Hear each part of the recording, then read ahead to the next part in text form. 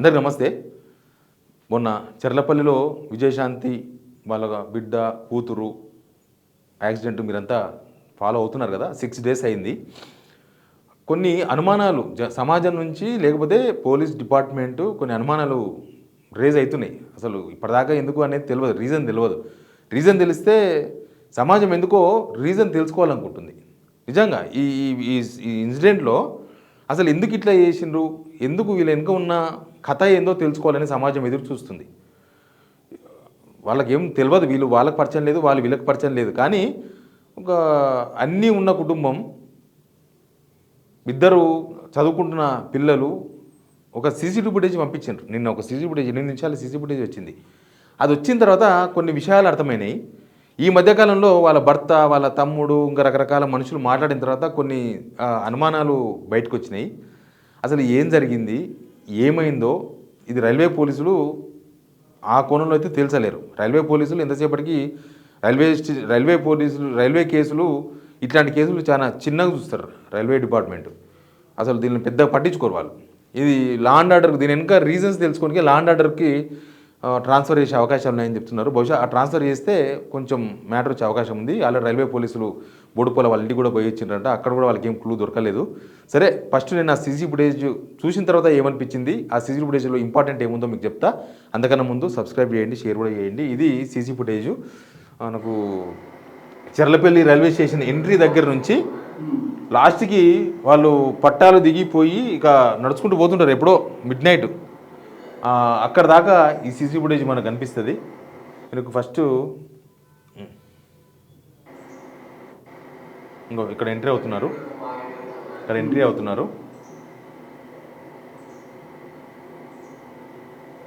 తర్వాత ఎంట్రీ అవుతారు. ఇక్కడ ముగ్గురు, అసలు ఎక్కడ పోయినా ముగ్గురు మధ్యలో తల్లి, ఇద్దరు పిల్లలు చెరో పక్క, ఎక్కడ డిస్టర్బెన్స్ రాకుండా చూస్తున్నారు. వీళ్ళు చాలాసేపు నాకు తెలిసి వీళ్ళు హాస్టల్కి తీసుకొచ్చింది కదా, పిల్లల్ని ఎవరో చనిపోయిన బంధువులను తీసుకొచ్చింది కదా. బహుశా వాళ్ళ బట్టలు కూడా ఏం తీసుకున్నట్లేరు.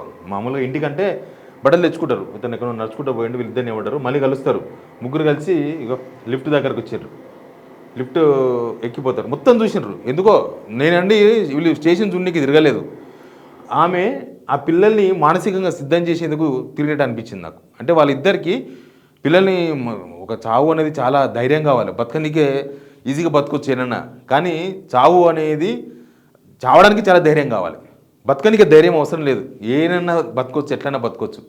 కాబట్టి ఆ పిల్లలు వాళ్ళు మెంటర్గా ఆమె ప్రయత్నం చేసినట్టు కనిపిస్తుంది. వాళ్ళను మనం చనిపోతున్నాం, ఎందుకు చనిపోతున్నాం, అసలు ఏంది, అది కూడా అదొక ప్రమాదకరమైన చావు. ఇప్పుడు చావడం కూడా చాలా ఈజీగా చచ్చిపోతారు చూసినారా కొంతమంది. ఈ పొయ్యి ట్రైన్ యాక్సిడెంట్, ముగ్గురు ఇట్లా పట్టుకొని ఉంటే ట్రైన్ వచ్చి గుద్దడం అంటే అసలు మామూలు కాదు. అంటే పెయిన్ ఉంటుందన్న సంగతి కూడా తెలుసు వాళ్ళకు. ఎట్లుంటుంది, మామూలుగా చిన్న గీసుకపోతేనే మంటలేస్తుంది. అట్లాంటిది ముగ్గురిని అంత మానసికంగా ప్రిపేర్ చేసే పనిలో భాగంగా బహుశా ఆమె మొత్తం తిరిగినట్టుంది. ఇగో ఇక్కడ వచ్చినాక మనకు ఒకసారి జూమ్ చేయ, రైల్వే స్టేషన్ లోపల ఇది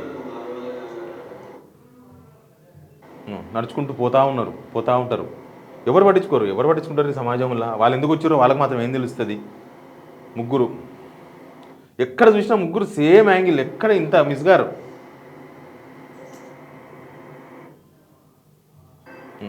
బయటకు వస్తున్నారు మొత్తం.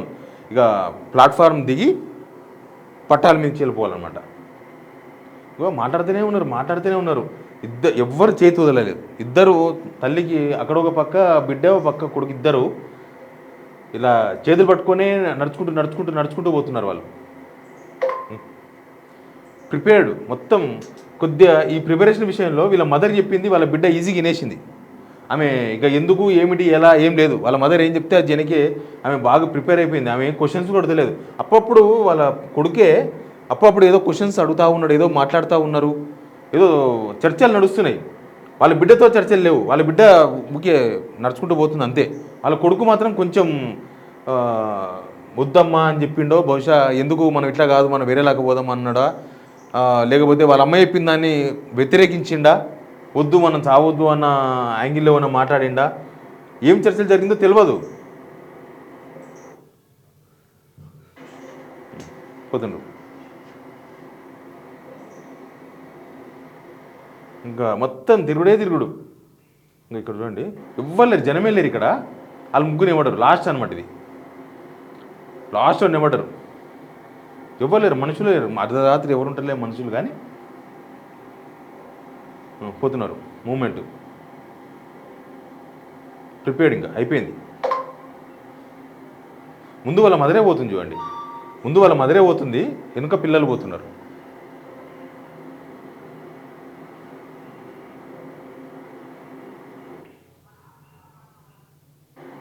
వెళ్ళిపోయారు, దిగేసారు.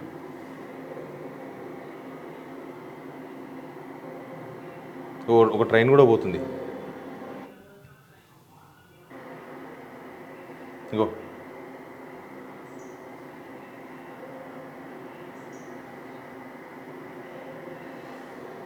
ఇక్కడ ఎక్కడో ఉన్నారు వాళ్ళు, కనబడతలేదు. సీసీ ఫుటేజ్ ఇక్కడ నుంచి ఉంది. ఇంకో ఇక్కడికి వచ్చారు. ఇంకో ముందు వాళ్ళ మదర్ పోతుంది, ఇద్దరు పిల్లలు, ముందు కొడుకు పోతున్నాడు, వెనక బిడ్డ పోతుంది. ముగ్గురు నడుచుకుంటూ పోతున్నారు. ఒక ట్రైన్ కూడా వస్తున్నట్టుంది ఇక్కడ.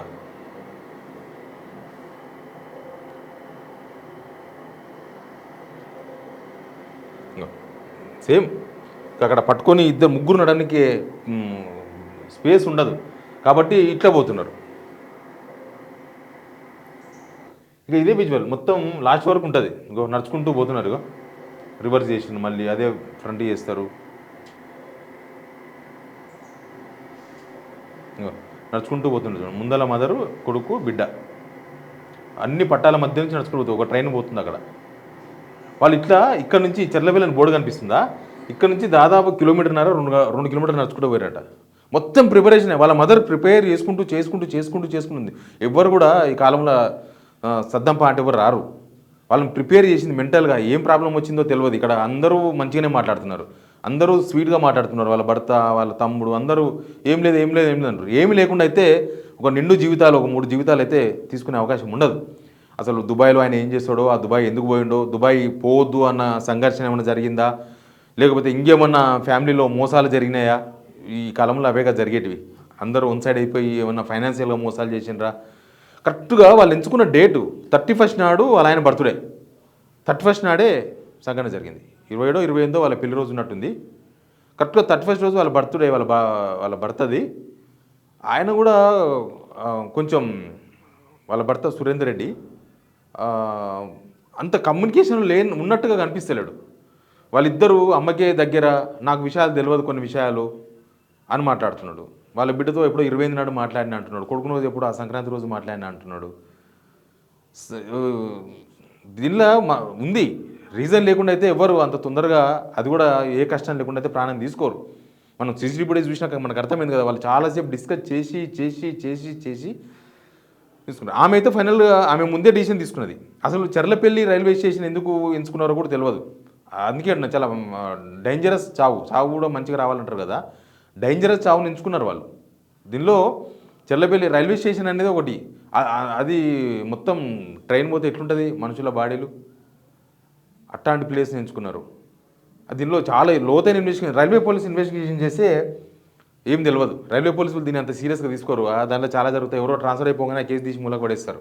లా అండ్ ఆర్డర్కి వస్తేనే ఈ ఇష్యూ పరిష్కారం అవుతుంది.